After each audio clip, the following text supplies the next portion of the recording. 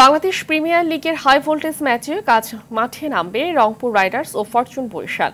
মিরপুর শেরেবাংলা স্টেডিয়ামে ম্যাচ শুরু সন্ধ্যা 6:30টায়। এর আগের আসরে প্রথম জয়ের খোঁজে দুপুর 1:30টায় মাঠে নামবে রাজশাহী ও ঢাকা ক্যাপিটালস। বিস্তারিত রাফি আমিনের রিপোর্টে। বসুন্ধরা ডায়াপেন্ট এখন আরো উন্নত। এই হট এয়ার থ্রো টপ শীত দ্রুত শোষণ করে সোনামণিকে দেয় কোমল অনুভূতি।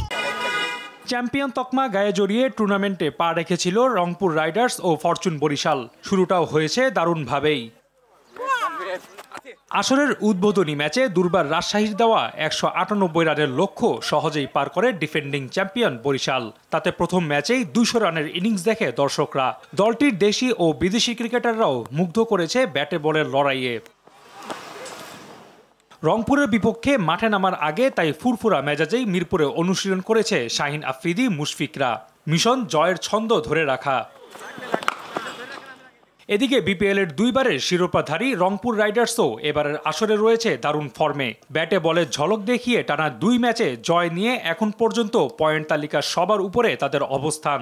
তৃতীয় শিরোপায় চোখ রেখে আসর শুরু করা গ্লোবাল সুপার লিগ চ্যাম্পিয়নদের মিশন এখন বরিশাল বধের মধ্য দিয়ে তালিকায় নিজেদের অবস্থানটা ধরে রাখা।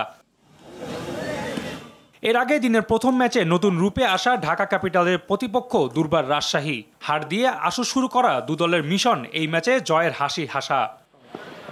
রাফি আমিন, RTV।